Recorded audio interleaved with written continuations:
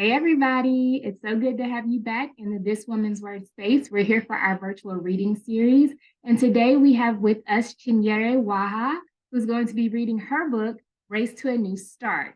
And so before we get started, we're going to get right into our literacy resource highlight, and then we'll turn it over to our author to read her wonderful book to us. And I'm really excited for y'all to see these illustrations. So today's literacy resource highlight is an oldie but goodie. We've talked about this one, I think, every single season of the virtual reading series thus far. So we're going to keep talking about it because it's just that great.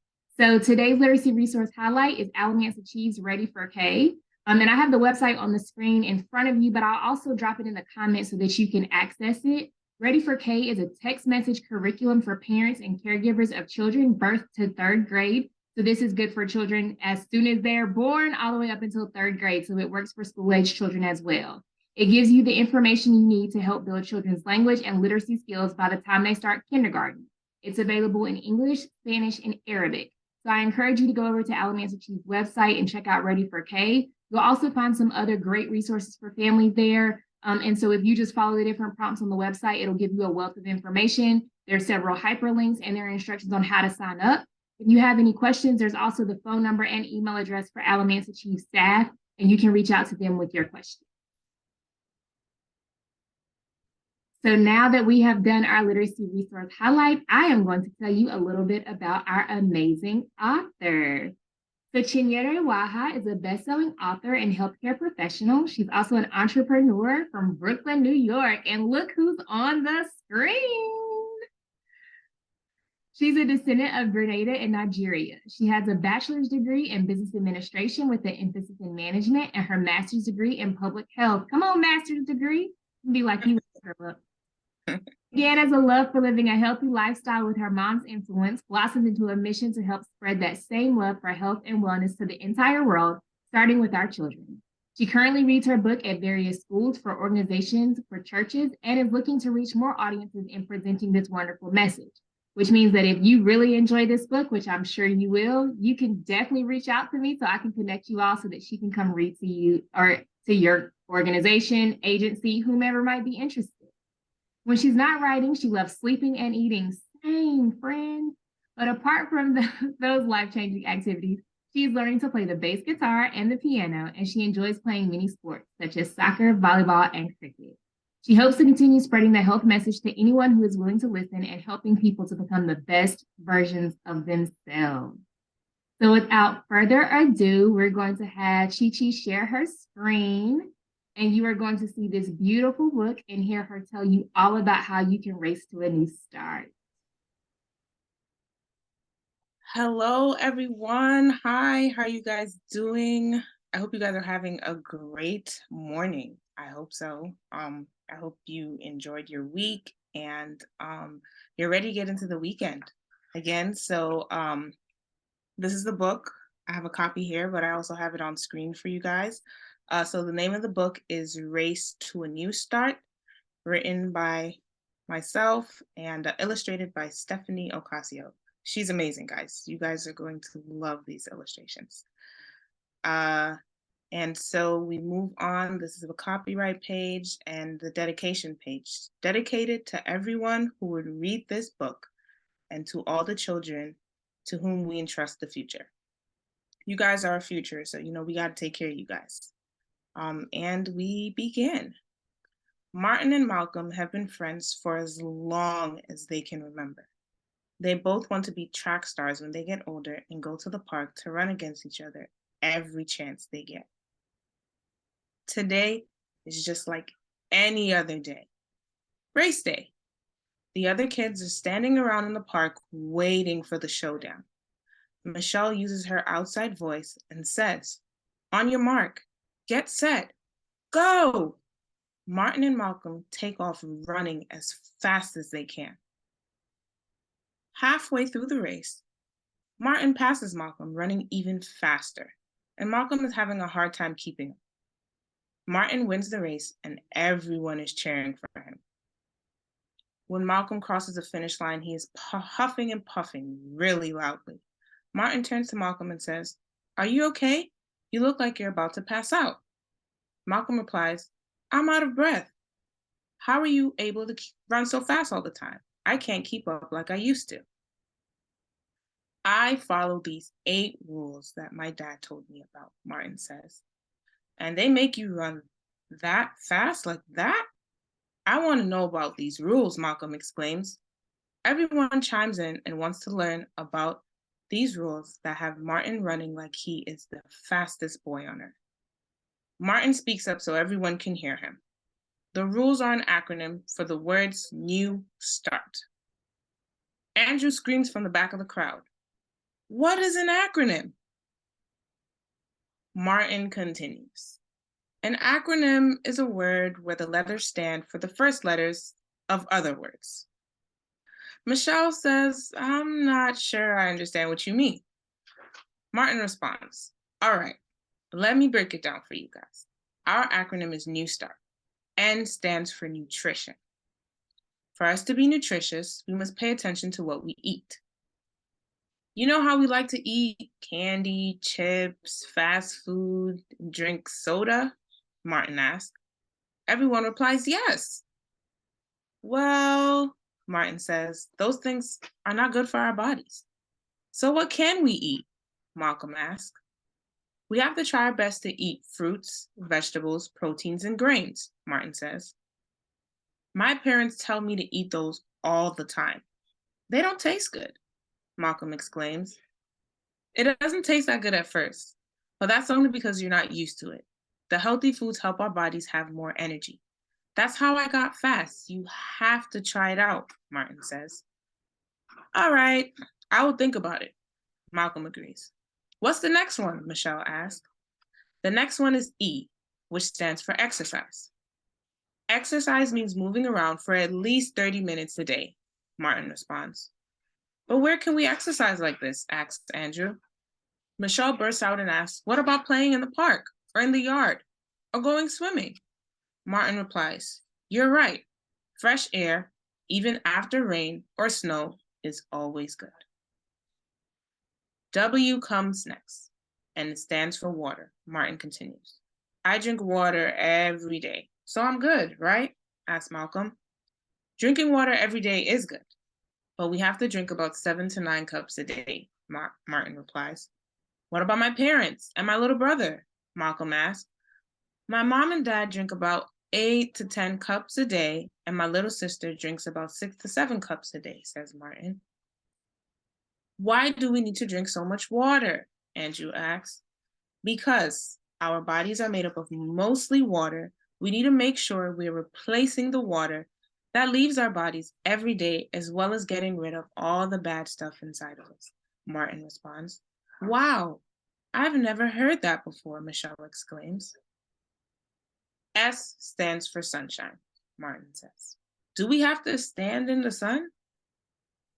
Pretty much. Sunlight gives us vitamin D, which our bodies need, Martin replies. What happens if I can't go outside to get any sun? Andrew asks. Letting sunlight through the windows or the doors is better than no sunlight at all. My dad says vitamin D levels are important to keep our bones, teeth, and muscles healthy and strong, Martin says. That's so cool, everyone exclaims in unison. T is next. What does it stand for? Michelle asked. T stands for temperance. Temperance means to stay away from things that are bad for you, but have some limits on the things that are good for you. We should avoid using things that are harmful and do damage to our bodies, Martin says. What are some of the good stuff that we could have limits on? Malcolm wonders aloud. We can be temperate in our eating habits. Instead of eating late at night or, whenever we feel like it, we should be eating heavy at breakfast time, medium at lunchtime, and light at dinner time, Martin says. Why? Michelle asks. The closer to bedtime we eat, the more work we give our bodies while we are sleeping, Martin replies. Rather than actually resting, our bodies spend the night digesting food. I wonder if my dad knows this. He has midnight snacks all the time. Martin chuckles and says, maybe he doesn't, but you should tell him when you get home. A stands for air, Martin says. Well, what about air? Malcolm asked. During the day, we have to make sure to breathe deeply to get all the oxygen into our lungs. Exercising in the open air helps the good air get into our bodies, Martin replies. We have to stand and sit up straight to help more air get into our lungs, to help us breathe better, Martin continues. So like this, I don't know if we can see here, you see him trying to take a little breath right there? Just like that, Martin says with a really big smile on his face. We're almost done, guys, Martin says. Good, Malcolm replies. You know our parents want us home before the street lights come on. Well, I know that was for us. I already know about y'all now, but the street lights, that's important, guys. Next is R. Martin continues. R is for rest. How much rest do we need? My bedtime is 8 p.m., says Andrew. Kids our age need to sleep for 10 to 12 hours, Martin replies. We need rest to help us have a lot of energy for the next day. Is that why our parents send us to bed so early, Michelle asks. I would like to believe so, Martin replies. Y'all see 8 o'clock? Gotta go to bed earlier, guys. We're on the last one. What is it? What is it? Andrew asks excitedly. The last T stands for trust in God, Martin says. And what does that mean? Andrew asks. I'll try to explain it the best way I know how. We trust in a lot of things every day without realizing. We trust that the car our parents drive will take us to our destination without breaking down. We trust that our parents will provide us with nutritious food, clothes to exercise, water to drink, sunglasses in the sunshine, toys for us to be temperate with. I see where you're going with this, Michelle says.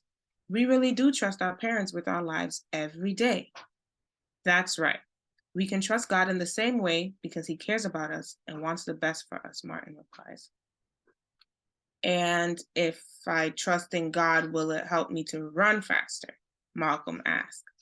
Martin answers, if you trust God to help you with anything, he will help you. God sounds pretty cool, Malcolm exclaimed. Well, all those things seem like a lot of work, but if it works for you, it doesn't hurt for us to give it a try, Malcolm continues. As everyone nods in agreement, the street lights turn on. Oh no, the street lights are on. Let's go, Martin screams. Everyone hops on their bikes and begin to hurry home. Malcolm turns to Martin and says, I'll race you to our block. Martin says, you're on. And that is the end. Oh. Yeah. And this is the author's note. This is just a little bit about me, like we got my bio earlier. But again, my love for health and writing the book, main inspiration from my mom. Yes. Yes. Okay. So I just have to talk about a few highlights first. We had a whole agreement that I was going to go straight into these questions, but I got to talk about some highlights. Okay. So yes, the street light. When the street lights come on, that's very real. Trusting God, very, very, very important. And running faster, not just physically, but living life in a whole different way. So I appreciate that being included. The midnight snacks reference, we're gonna skip over that. I felt like you were pulling into my front yard and we're talking to the choir here. I'm working on it too, okay? Good. Okay, so together we're gonna make it. Okay. Absolutely. But I did want to comment on the fact that I really like the health reminders that you put throughout, like the sunlight, the water, things like that, but also just looking at the book. The book is gorgeous, but the fact that you had such diverse children. So children with different life experiences were on the sideline and or participating in the story. And I felt like that's very significant because in that way, each child can see themselves or see somebody that they know in the book, which makes it a lot easier and a lot more interesting to read, I think. So I have to commend you and your illustrator on that because the illustrations were bomb. Thank you. That was one of the things that I really did want to focus on. I know we talk a lot about diverse books and inclusion and representation and different things like that. And so automatically, even though I didn't know that I would be an author maybe like 2-3 years ago, but once like the idea was formed, Oh, I knew automatically. I didn't even know if I explained that. So if you see the cover here, there are 4 kids. So the idea behind it, I have 3 younger brothers. So the idea behind it is that these children represent me and my brothers. But yeah, that's us. So and then we also want to include everyone. We want diversity. We want kids to be able to see books and see themselves, to know that they are represented within books. Just because a lot of times the books that we were reading, when kids don't see themselves, they have a different outlook on how they see themselves, their self-worth. They want to look like someone else because they don't see themselves in the different things that, whether they're reading or whether it's a doll or anything like that. So to be able to present that and to show children, look, you could be in here too. That was something that was really important to me and my publisher. She awesome, Miss Audrey Hines. She was awesome, but she also had that as a mission for her in presenting more diverse books. And so I think it's a very great mission for us to all just keep doing it. True. I feel like I also enjoyed the complexions, right? Because we sometimes talk about diversity, but then we get very specific, like, right? And we leave some out. So I appreciated the complexions. I will also give a shout out to Audrey Hines, because I think almost every author she's worked with has been on the virtual reading series, and y'all bring it every single time. It's so good stuff, Audrey. You're doing good work. So, my good friend Chi-Chi, what is the biggest health concern that you think our kids are facing right now? The biggest health concern, I would say, is in regards to food and eating habits. Although sometimes I would say that can get a little bit complicated or tricky, because parents can be more responsible for what their children are eating. But it's important to know how the things that you are eating, how they're affecting your body, how they affect your mind, your physical, and how they just affect your daily life, probably even your performance in school. All these different things can come back to the different things that you're eating. If your parents don't know, or maybe you as a child, you have a book that you like, let's say presenting this book to a parent is probably going to be more likely to be interested in, okay, well, what can I do differently? A lot of times, some parents, they just don't know. So it's important to get the message out there to them. But I would say my main concern would be between food and exercise, because we're not eating as healthy as we should. Maybe if we didn't exercise, then we could get away with, okay, if we were eating healthy, then, exercise wouldn't matter so much, though that's not really true. But I would say the food is important. We've seen the highly increased rates in childhood obesity and different things like that. So one of my main concerns is getting children to just have a better understanding of their relationship with food. I did a reading at a school the other day, and I was talking with the kids. Oh, children are hilarious. But just some of the questions that they were asking, or some of their conceptions as to what they think about their relationship with food, or maybe what their parents have told them, or different things like that. It was like, wow, we got a lot of work to do. But I just think it's important for parents, but as well as kids, to have a better understanding of their relationship with food, and to know, okay, yeah, we eat because, well, we're hungry, but also to know the importance of the foods that you're eating, that you're consuming, how different foods affect your body in different ways, and to be able to present that in a way where they understand it and they're willing to make the change. Because a lot of times people are like, hey, I've been doing this. Don't be coming here trying to tell me what to do. So that's something that I have been working on, trying to come up with a way where it's palatable for parents as well as children. Understood. And I think a lot of times our bad habits, we don't recognize them as bad, right? Because you can justify them for whatever reason, right? And so it's not until you change and your body starts to feel different, and you actually end up liking something that you thought you wouldn't like, that the health journey kind of seems, easier to manage. And so I know for me as an adult, it's been like, you want me to do what? I'm from the South, and You South said what? look, but I also know that you feel the difference. And when you have a slip up, you know. You feel that difference. Right. And so looking at a lot of like food intolerances and sensitivities, and just how sometimes those things can be changed, but sometimes they can't. And so you really have to learn how to accommodate those things and how to find foods that speak to that. I think that this message is on par for that too, because you'll be beside somebody in class and maybe they have a food allergy. Yes. And so that's also important, because my mom, we talk about that as well, because there are different alternatives. So let's say someone is allergic to nuts. They do have, let's say we're talking about, for example, salad dressing. My mom makes her own salad dressings. And so she does make salad dressing from nuts, but for those who have that allergy, we have to find another way to be able to present salad dressing, the healthier salad dressing, to someone who has those different sensitivities. So, and that takes time. For those who have already developed it for you, it's good. But for, let's say, if it's something new or if it's a new item, it'll take a while for you to figure out what the substitute can be and then get it to your liking. So it's a journey. I guess a lot of the times people aren't like really interested in like taking the time and the energy to like go through that journey to actually figure it out. So, and I will give a plug right here for social media, because we give social media a bad rap, right? But a lot of times it's how you use it.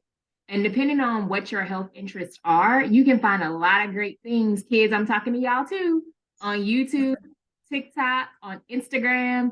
And so, I think that there's something to be said for how that can help you engage with kids as well, like as parents, around finding new recipes or finding things that they might like, or introducing new activities. absolutely.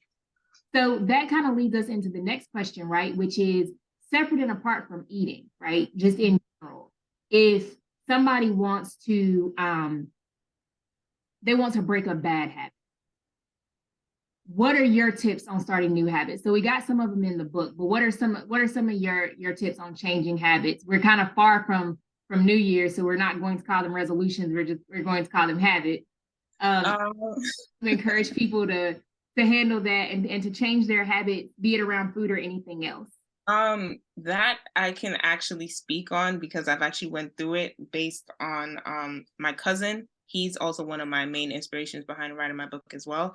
And a lot of the times we don't realize that the changes that we need to make in our lives are mental. So a lot of the times we are attempting to make changes in our lives, and just like to just, okay, I'm just do it. I'm just start today. I'm just do it. But have you taken the time to mentally process, let's say, the reason behind why you want to make this change? Because a lot of times it will be easier for you to make a change if you understand the why behind it. Not understanding the why can, okay, when you start, then if something like happens in between it, like you give up, or you're not as focused because you don't understand the why. So when it comes to, I would say, breaking habits, first, what is the reason why you want to, let's say, change this habit? What is the reason why you want to make this change in your life? And from there, now you have to, let's say, make or take the active steps. Once you figure out your why, now you're taking the active steps. But we can start with small steps, because you don't want to make these big jumps and then you feel like overwhelmed in attempting to make the change. So my next recommendation would be small steps. So if we're talking about children and changing diet and different things like that, you want to make small changes to the things that they're eating, or small changes in their meals, so that it doesn't feel significant, but the change is happening slowly but surely. And then once you implement those small changes over time, you'll see the results. It's not going to happen right away. Again, they say it takes like 28 days to break a habit, so it'll take some time, but just always make the effort to be patient with yourself. If you're talking about changes within your children, make sure to be patient with them, and know that it's a growing process. Life is a journey, and that you want to be able to grow within that process, and just to, like I said, be patient. Really be patient, because a lot of times we beat ourselves up, we beat our kids up. Oh, you're not doing this, or I'm not doing what it is that I think I'm supposed to do. And it's like, not that you have all the time in the world, but just be patient with yourself and know that you'll get there. You'll get there. I like that you continue to call it a journey, because I think that makes us feel like we have more time. Whereas a lot of times, when you hear diet or you hear change or you hear this, it sounds like it's a very like hard timeline, like you have a deadline to get something done. Where Mhm. it means that it allows it to keep evolving. So I appreciate your use of the word journey. My second to last question. So my last question is going to be if you have more books coming. But then my question after that is what your social media is, so that people can follow you, and they can, bring you out to their schools or to their agencies to have you read your books. So first question was, are there more books coming? And second question was, what's your social media? Yes, there are more books coming. It's just, I guess, taking longer than this one. This book, I'll be honest with y'all, I wrote this book in a couple of hours. Um, it was crazy how everything just came together. I don't even know. That was probably all God. I always thank him, guys. So now, in me trying to put my ideas on paper, it's taking a little bit longer, but they're coming. They are. More books are on the way, and I'm really excited to be able to share them with you guys, and for us to be able to learn and grow with each other.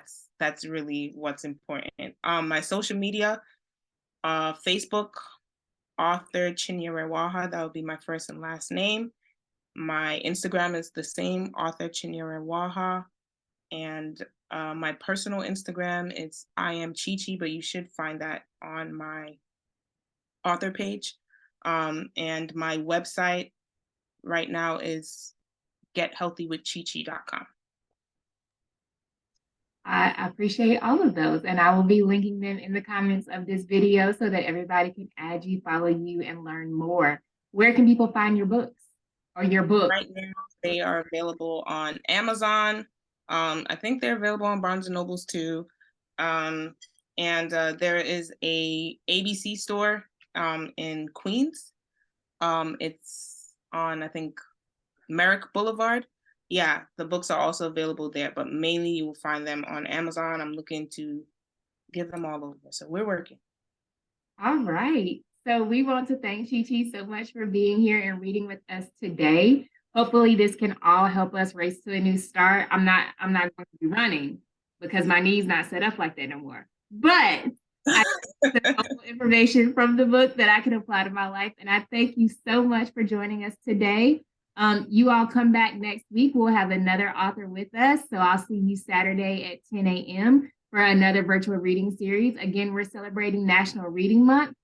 We just finished up Black Children's Book Week, and we're so happy to have celebrated National Reading Day with you all, and just so glad to be back in this virtual reading space. So I look forward to seeing you all next weekend. And again, make sure you reach out to Chichi if you have health questions, and or if you want to get a copy of her book or have her read it to you or a group that you are a part of. Thank you so much for tuning in. Y'all have a great weekend. Bye.